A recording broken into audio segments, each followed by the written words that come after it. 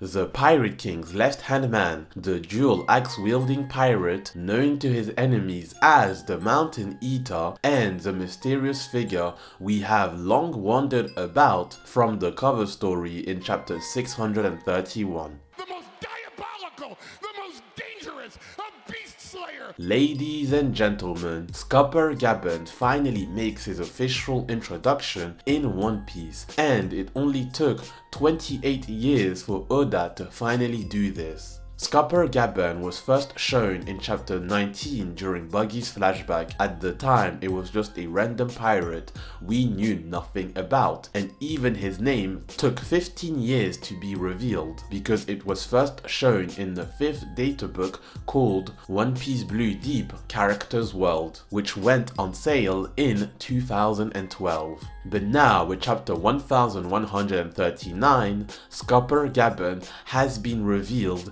to be Yasan, the only human resident of Elbaf, and we have found out that Gaban, unlike Yasopp, is a family man. He is the father of Kowloon and is in a romantic relationship with Ripley, and what is interesting about their relationship is that Gaban refuses to marry Ripley because he ages so much faster than her since he is a human and she's a giant. So in today's video, I will be revealing Scopper Gaban's true identity and what his future role in the story is.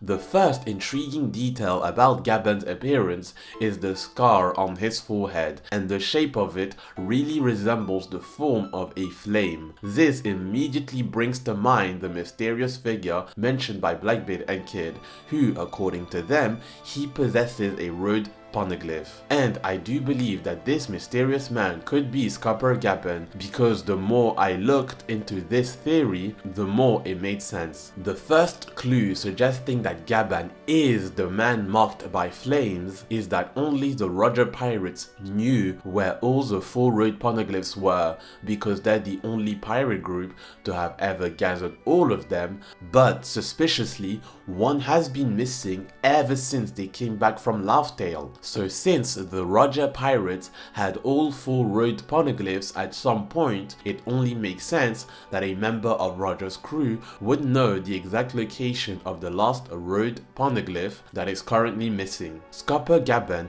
knows how important this poneglyph is, so it makes perfect sense for him to hide it from the world and guard it to prevent it from falling into the wrong hands. The second clue that this could be him is his hobby, which is exploring. Scopper Gaban states that he loves exploring, and we've seen him travel all the way to the Red Line to visit Crocus. Given the fact that he's able to sail alone from Elbaf to Twin Cape, it is clear that Scopper Gaban has great navigation skills, and since he loves exploring, he must go out to sea a lot. So his regular sea explorations could have led to the creation of the famous legend of the man marked by flames sailing a pitch black ship. Even in Roger's flashback, we see Gaban steering the ship. He was also the one who traced the coordinates of the 4 road poneglyphs to reach Laugh Tale, which proves that he has strong navigation abilities. Third clue is that Kid is the first one to have talked about the man marked by flames. It's almost as if this was done as a subtle hint by Oda because he mentions him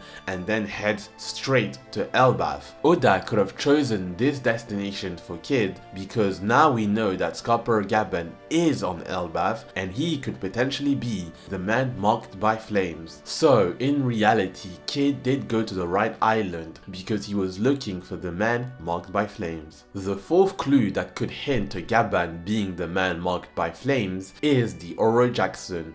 We have no idea where this ship currently is or what even happened to it. Gaban keeping it could be a possibility city, and to ensure the ship wouldn't be recognized since it is such an infamous ship, he changed its colors to black, replacing its normal colors which were gold and red. Ever since we learned how important ships were in One Piece, we know for a fact that they would have never gotten rid of this ship, and Gaban being introduced into the story could let us know where exactly is this legendary ship, since he would be the one to have kept it. The fifth hint is that Scopper Gaban's face is not really known to that many people, which would explain why no one has ever made the realization that the old man sailing a pitch black ship terrorizing people with whirlpools is the young Scopper Gaban that was part of Roger's crew. However, Jinbei did mention that the story of the Mountain Eater is well known, but since the other Straw Hats had never heard of this story before, it is safe to assume that this tale is only familiar to the older generation. The tale of Gaban isn't as widely recognized by the newer generation, and a clear example of this is the look of surprise on Usopp's face when he heard this story for the first time. But if Scopper Gaban is the man marked by flames, then what exactly causes these giant whirlpools that mysteriously appears when a ship gets near it? Well, I only see three likely possibilities. The first is that Gaban simply has a devil fruit. The second is that he creates these whirlpools with pure raw strength using his axes. And the last is that it could be a power that comes from whatever is inside that giant egg on Roger's ship. Let's look at the egg first. We know exactly nothing about this giant egg except for the fact that when the crew disbanded, the egg hadn't hatched yet and was still on Roger's ship. So if Gaban did keep the ship, then it's very likely that he also kept this egg since it was still on the Oro Jackson. And it's been 20 years since they disbanded, so the egg has probably hatched by now.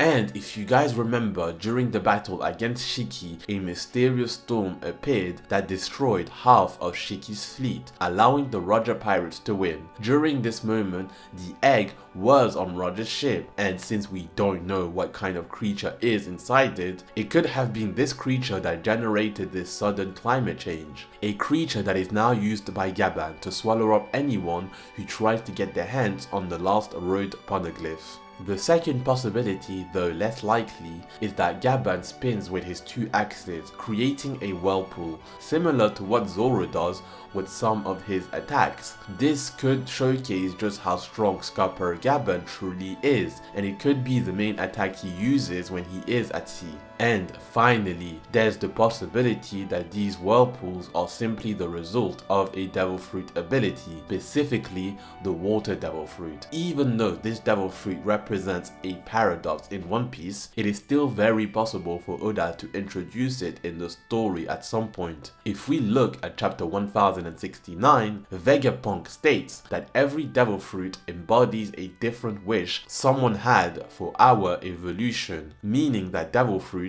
represent the desires people once had and wished for. So if we take that into consideration, I think it makes perfect sense for the water devil fruit to exist somewhere in the world, because someone at some point throughout history must have wished to control water, especially since most of the world is covered by water. So I do think Oda is going to introduce this devil fruit in One Piece, and this could very well be the time to do so with Scopper Gaban. And I know that Gaban didn't have a devil fruit when he was with the Roger pirates, but it's possible that he ate one after the crew disbanded and we just don't know about it yet. Now, let's explore what Gaban's future role in One Piece is. I think it makes sense for Gaban to play the role of a mentor, just like Rayleigh did, considering they were both on Roger's crew and were amongst the strongest. But Gaban has to bring something new to the table. He can't teach Luffy how to use Haki since it's already been done by Rayleigh, and he trained advanced Conqueror's Haki already in Wano. The only thing I see Gaban teaching Luffy is how to properly master his devil fruit, because Luffy has awakened his devil fruit, but he hasn't trained all that much in Gear 5. So if Gaban did have a devil fruit, he would teach Luffy how to properly use its awakened form. Even for Robin and Chopper, he would be such a great help to them because he would be able to teach them how to awaken their devil fruit. Gaban could serve as a stepping stone to understanding devil fruits and learning how to use them effectively during a fight. Since Rayleigh taught Luffy how to use Haki, Gaban, the Pirate King's left-hand man, would teach Luffy the opposite of that, keeping the parallels between him and Rayleigh. He would teach him more about devil fruits and their awakened form.